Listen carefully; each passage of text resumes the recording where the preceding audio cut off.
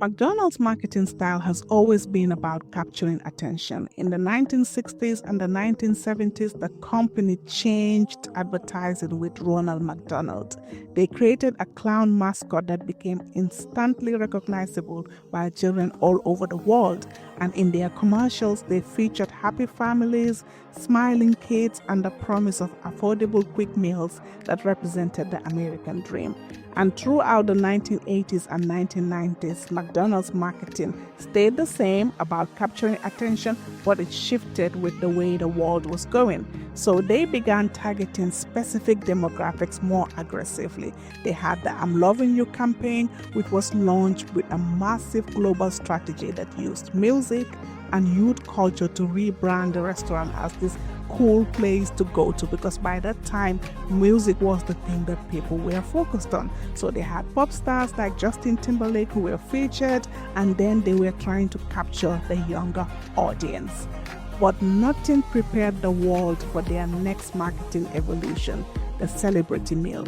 Suddenly, McDonald's wasn't just about selling food, they were selling experiences, identities, and cultural moments. But that came with its own controversies. McDonald's found a new way to grab attention: celebrity meals. It wasn't just about selling burgers anymore, it's about creating buzz, connecting with the younger audiences through popular artists. And the whole trend started with Sweetie, I believe, a rapper from the Bay Area. In 2021, McDonald's created a meal just for her. And if you know Sweetie, she's all about, eating these different types of meals, and people be like, what is Sweetie eating today? But theirs wasn't complicated. It was McNuggets, some special sauces, and a whole lot of social media marketing. And people went crazy for it. What was even interesting is that some people talked about how Sweetie sold more McDonald's meals than she did her music. And people were excited for this collaboration. They went all in for it. The next one came in was Cardi B and Offset. Or was it Travis Scott? I can't remember, but Cardi B and Offset also had a McDonald's collaboration. And it seemed strange at first because it's a huge rap couple who are all about, luxury and all of that. And then they were selling McDonald's, but it worked. The internet went wild. They were discussing the meals. They were, discussing things around the meal, but it did what it had to do, which is sell the meal. Now, most recently, they did an interesting collaboration in the UK here with Stormzy. Stormzy is a British rapper known for speaking out against social issues. That's part of his music and his, brand identity. So when the partnership came, people were a bit skeptical, or it raised eyebrows. People were like, Stormzy has built his brand on challenging social justice, fighting for people and all of that.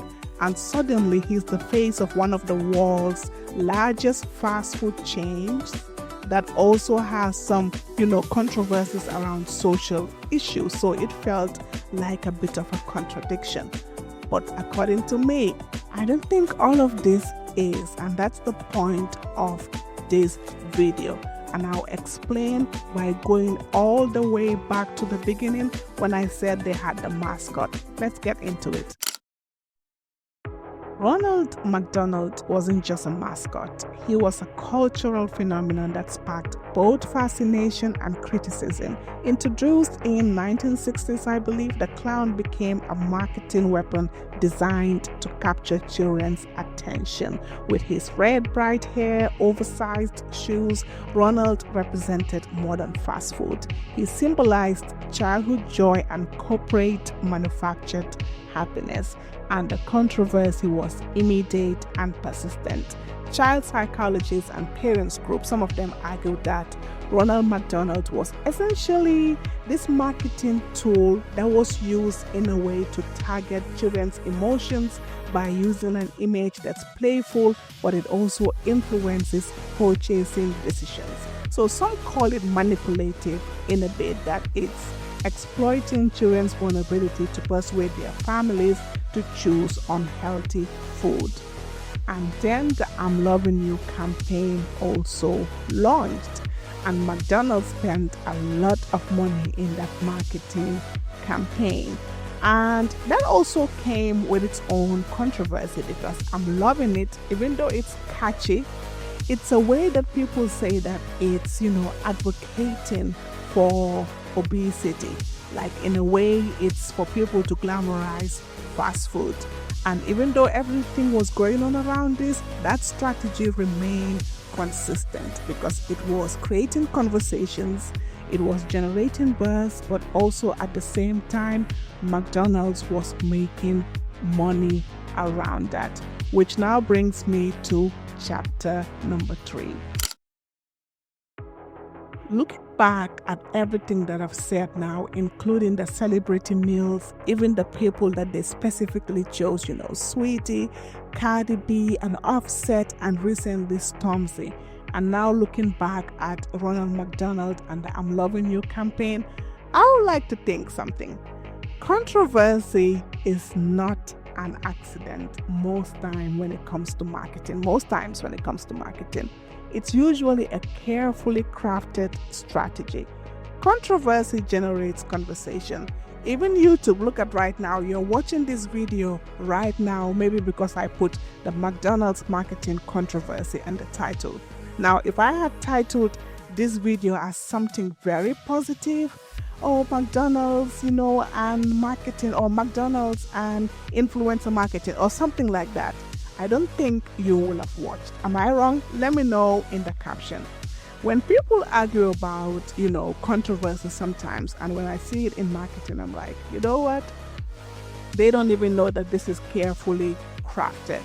Because when you create controversy around a marketing campaign, when people start talking about it, they're doing the brand's work for them for free. Every debate, every tweet, every heated discussion becomes free advertising. And I believe that McDonald's team to understand this fundamental marketing truth. People are drawn to tension.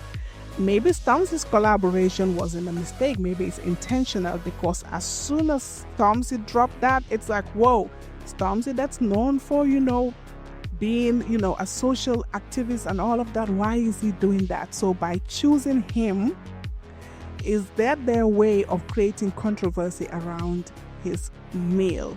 Now, I'm not here to say whether it's a good strategy or it's a bad strategy. My whole channel is about marketing through observation. I observe things and I come and bring it to you. If you want to use it, that's up to you. If you don't, that's also up to you.